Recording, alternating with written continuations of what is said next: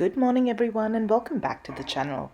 In today's video we're going to start off by packing up some of our headbands and scrunchies for the market this weekend.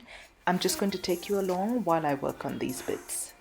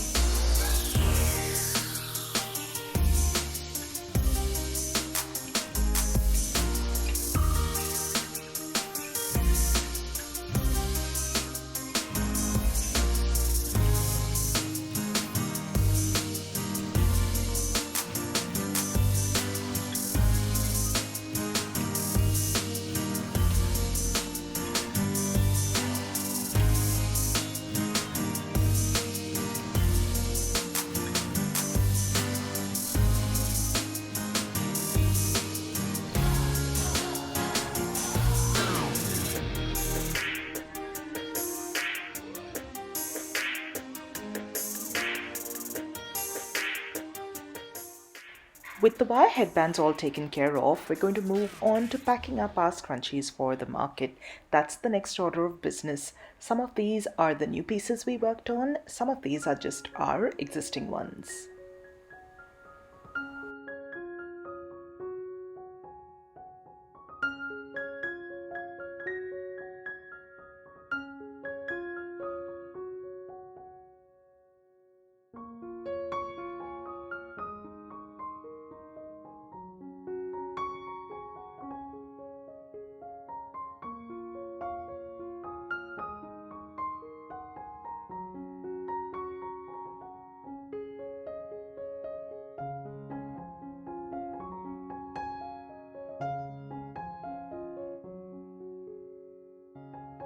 So we're at the Rousel market. It's a bit noisy. I'm just going to set the phone down to one side and see what I managed to capture.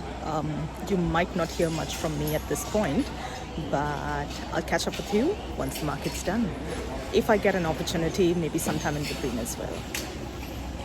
So I know I promised I'd record setting up at the markets, but we've had a little bit of wet weather, so that was not possible. But what I will do is I'll give you a quick glance around what the stall looks like today, and hopefully the weather clears up really soon and we move on to having a good day.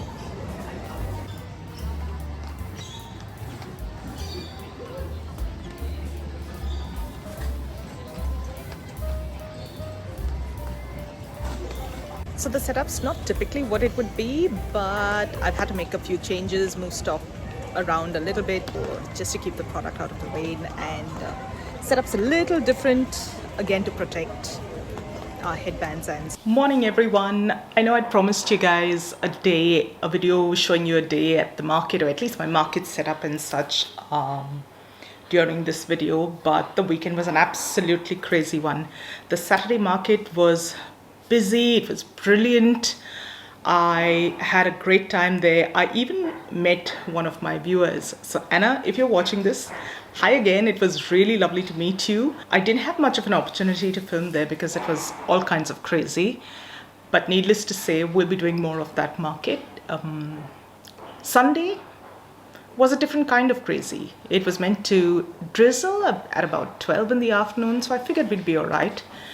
However, we reached the market, we started setting up. Midway through setup, it started pouring a lot more than was anticipated, so the walls had to go up really quickly and it was a crazy scramble. Fortunately, the rain stopped about the time the market was scheduled to start, so that was good, but it was a cold, windy, absolutely freezing day. That being said, I still had a few beautiful customers, some repeat, some new come out, and for that I'm so grateful. So if you stop by on Sunday, thank you so much. It really made my day. What made my day is I had two lovely ladies, separate customers, come up and say to me that they found it so hard to find good quality scrunchies, and they were glad they found me. So that really brightened my day and made it all worth the trouble, worth the while, worth the weather, and all such things. So I did film a little bit of a pan around the booth, which was all kinds of chaotic because of the rain. If it's any good, I'll insert that clip over here. If not, you're meeting me when I have about 2.5 days to prep for my next market, which is supposed to be one of the biggest, which is meant to be one of the biggest ones I've participated in thus far. Also, if you can hear some background noise, please excuse that. Like you've heard before, that there's a bit of construction going on next door. But yes, we've got one of our biggest markets coming up. I've got about 3 days to prep before we leave. I've got about 3 days to prep in all, so we're just going to go ahead and dive straight into prep. I need to make a bunch of scrunchies. I've sold out of so many different colors and prints. So that is one restock that really needs to happen. What I've managed to do so far is this, and I'm really proud of it. So it doesn't look like much, but these are all remnants of fabrics. Some of them headband fabrics, some of them scrunchy fabrics that were right at the end, and there were little bits and pieces where I couldn't make the number of products to kind of put out at one time. So it just sort of kept piling up and occupying space and just making my life really hard. So what I decided to do was I took it all out. Some of them needed a bit of an ironing, so I've ironed them all down, and we're going to work with these sort of scraps. Some are fairly large to be called scraps, but yes, these are literally the end of the piece of the fabric. So we're going to work with this, see what we can come up with. I'll be eager to see how much comes out of this pile. So there's a fair bit over here. Not sure if you can see, but I'll give you a glimpse of things as I'm working on it, as well as what I managed to achieve out of this bunch of remnant fabrics.